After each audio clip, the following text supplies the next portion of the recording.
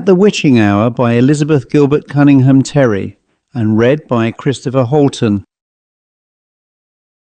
Not far from the Alameda in the city of Mexico, there is a great old stone building in which once lived a very wealthy and wicked Spanish count. The house has about 4 floors and 90 rooms more or less. The entire 4th floor is rented and occupied by a big American firm, and their bookkeeper, an American girl, has given us the following true account of the ghost that for years haunted the building. The 2nd floor is unoccupied, as no one cares to live there for obvious reasons, and the bottom floor is also unoccupied, save for lumber rooms, empty boxes and crates and barrels.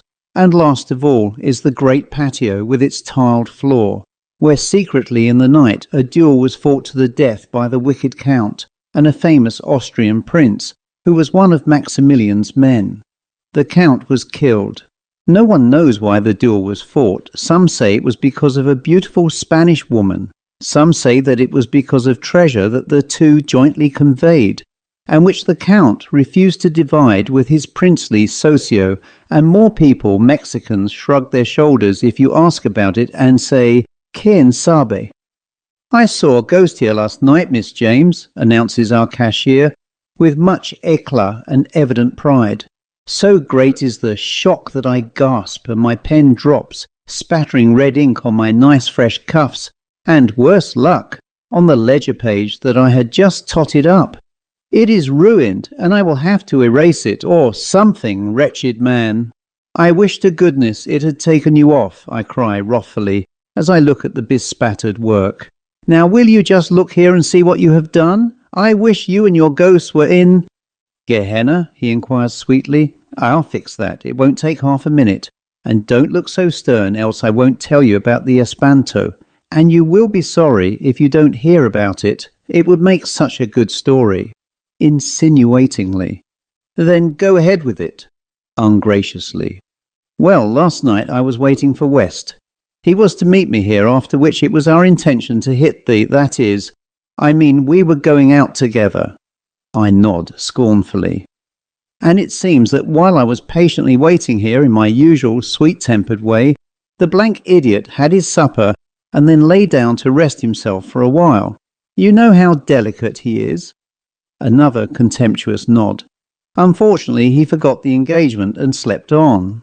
He says he never awoke until 3 o'clock and so didn't come, thinking I wouldn't be there. Meantime, I also went to sleep and might have snoozed on until 3 likewise, but for the fact that the ghost woke me." "Well, do go on," I urge. "The ghost woke me as I said," proceeds the simpleton slowly. "It was passing its cold fingers over my face and groaning. Really, it was most extraordinary. At first I didn't know what it was. Then, as I felt the icy fingers stroking my face and heard blood-curdling groans issuing from the darkness, I knew what it was. And I remembered the story of the prince and his little duel down in the patio, and knew it was the ghost of the prince's victim. By the way, you don't know what a funny sensation it is to have a ghost pat your face, Miss James." "Pat nothing," I retort indignantly. "I wonder you are not ashamed to tell me such fibs. Such a taradiddle. And as for the man that the prince killed downstairs, you know as well as I do that he was taken home to Spain and buried there. Why then should he come back here into our offices and pat your face?" "Ah, that I can't say," with a supercilious drawl. "I can only account for it by thinking that the ghost has good taste, better than that of some people I know," meaningly.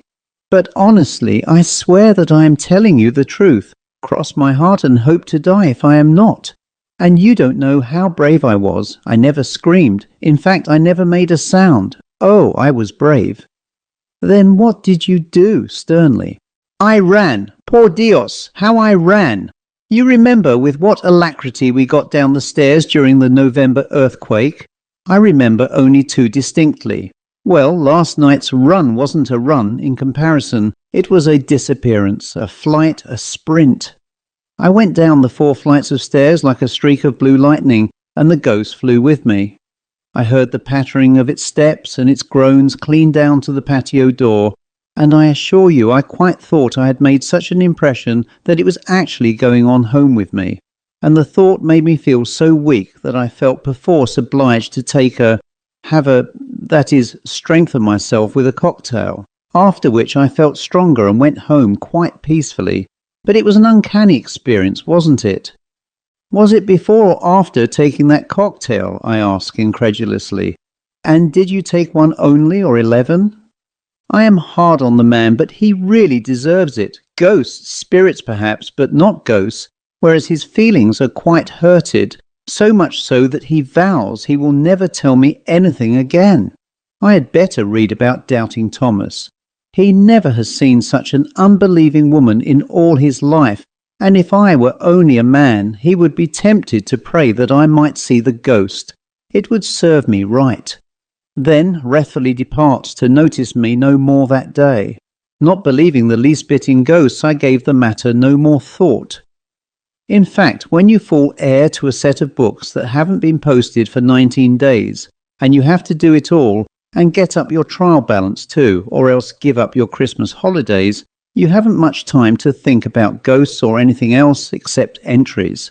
And though I had been working 14 hours per day, the 24th of December noon hour found me with a difference of $13.89, the which I of course must locate and straighten out before departing next morning on my week's holiday. Por supuesto, it meant night work. Nothing else would do, and besides, our plans had all been made to leave on the 8 o'clock train next morning, so I would just sit up all night if need be and find the wretched balance and be done with it. Behold me settled for work that night at 7 o'clock in my own office, with 3 lamps burning to keep it from looking dismal and lonely, and books and ledgers and journals piled up 2 feet high around me. If hard work would locate that nasty, hateful $13.89, it would surely be found. I had told the portero downstairs on the ground floor to try and keep awake for a time, but if I didn't soon finish the work, I would come down and call him when I was ready to go home. He lived in a little room all shut off from the rest of the building, so that it was rather difficult to get at him.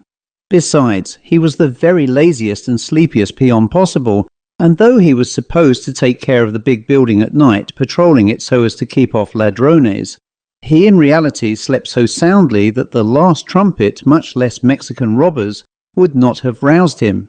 And for this very reason, before settling to my work, I was careful to go around and look to locks and bolts myself.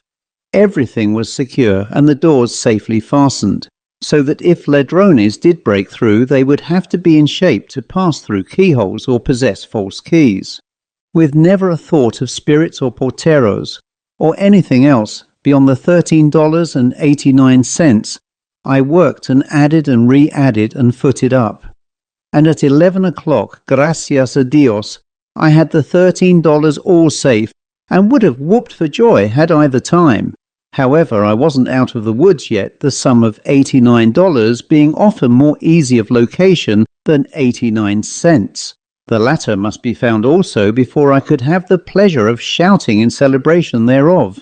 At it I went again.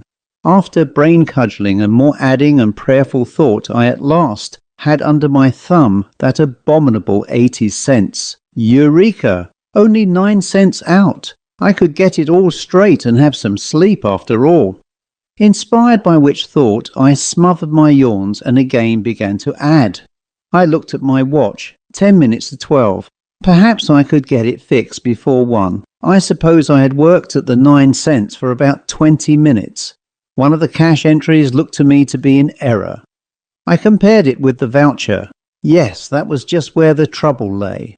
11 cents, 10, 9... Out went the lights in the twinkling of an eye. As I sat, gaping in my astonishment, from out of the pitchy darkness of the room came the most dreary, horrible, blood-curdling groan imaginable.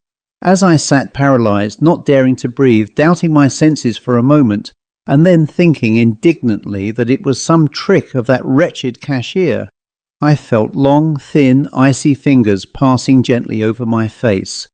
Valgame Dios! What a sensation! At first I was afraid to move, then I nervously tried to brush the icy, bony things away. As fast as I brushed, with my heart beating like a steam hammer, and gasping with deadly fear the fingers would come back again. A cold wind was blowing over me. Again came that dreadful groan, and too frightened to move or scream, I tumbled in a heap on the floor, among the books and ledgers. Then I suppose I fainted.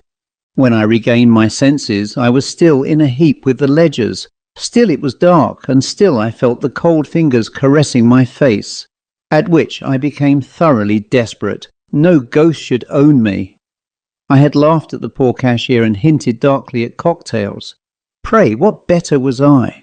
I scrambled to my feet, the fingers still stroking my face. I must address them. What language? Did they understand English or Spanish, I wondered? Spanish would doubtless be most suitable, if indeed it was the ghost of the murdered count. "Will you do me the favour, Senor Ghost?" I started out bravely in my best Spanish, but with a very trembling voice, "to inform me what it is that you desire. Is there anything I can do for you? Because if not, I would like very much to be allowed to finish my work, which I cannot do, if you will pardon my abruptness, if I am not alone." Being the ghost of a gentleman and a diplomat, surely he would take the hint and vanish. Ojala. Perhaps the ghost did not understand my Spanish. At any rate, there was no articulate reply. There was another groan. Again the fingers touched me, and then there was such a mournful sigh that I felt sorry for the poor thing. What could be the matter with it? With my pity, all fear was lost for a moment, and I said to the darkness all about me, "What is it that you wish, pobre señor? Can I not aid you? I am not afraid. Let me help you." The fingers moved uncertainly for a moment, then the ledgers all fell down with a loud bang. A cold hand caught mine very gently. I tried not to feel frightened, but it was difficult, and I was led off blindly through the offices. I could not see a thing, not a glimmer of light showed, not a sound was heard except my own footsteps, and the faint sound of the invisible something that was leading me along. There were no more groans, thank goodness, else I should have shrieked and fainted without a doubt. Only the pattering footsteps and the cold hand that led me on and on. We, the fingers and I, were somehow in the great hall, then on the second floor, and at last on the stairs, going on down flight after flight. Then I knew that I was being led about by the fingers on the tiled floor of the patio, and close to the portero's lodge. Simpleton that he was, sleeping like a log no doubt, while I was being led about in the black darkness by an invisible hand, and no one to save me. I would have yelled, of course, but for one fact, I found it utterly impossible to speak or move my tongue, being a rare and uncomfortable sensation. But where were we going? Back into the unused lumber rooms, joining onto the patio. Nothing there except barrels and slabs and empty boxes.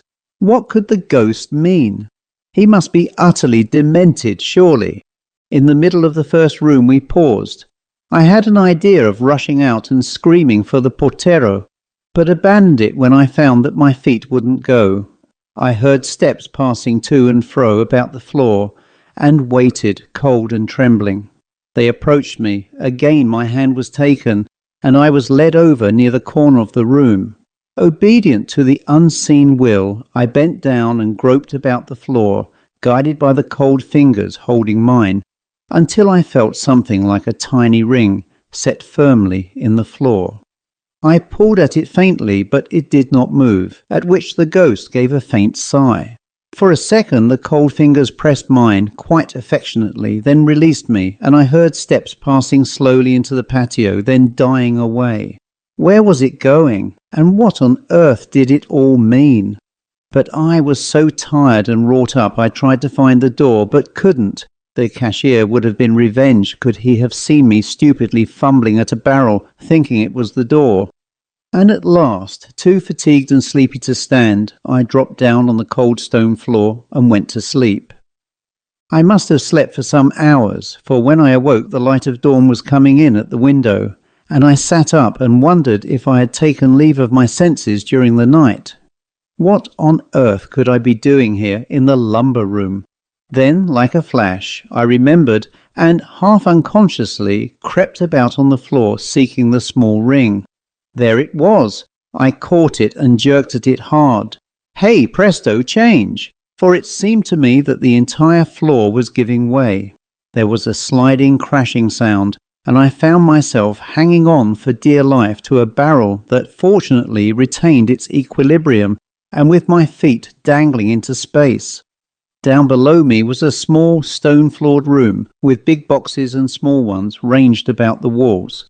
Treasure! Like a flash the thought struck me, and with one leap I was down in the secret room, gazing about at the boxes. But, alas, upon investigation, the biggest chest proved empty.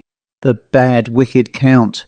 No wonder he couldn't rest in his Spanish grave, but must come back to the scene of his wickedness and deceit to make reparation. But the smaller chests were literally crammed with all sorts of things, big heavy Spanish coins in gold and silver dinner services with the crest of the unfortunate emperor, magnificent pieces of jewelled armour and weapons, beautiful jewellery and loose precious stones. I deliberately selected handfuls of the latter, giving my preference to the diamonds and pearls. I had always had a taste for them, which I had never before been able to gratify, and packed them in a wooden box that I found in the lumber room. The golden dinner services and armour, etc., I left as they were, being rather cumbersome, and carried off rejoicing my big box of diamonds and pearls and other jewellery. Needless to say, we didn't go away for the holidays on the 8 o'clock train, but I did come down to the office and proceeded to locate my missing 9 cents, after which I unfolded the tale of the ghost and the treasure, only keeping quiet the matter of my private loot, of which I was heartily glad afterwards. For when the government learned of the find, what do you suppose they offered me for going about with the ghost and discovering the secret room and treasure? $10,000, when I refused, stating that I would take merely as my reward one of the gold dinner services. The greedy things objected at first, but I finally had my way. And to this very day they have no idea that even I, have all the beautiful jewels. Wouldn't they be furious if they knew it? But they aren't apt to unless they learn English and read this story, which isn't likely. The end.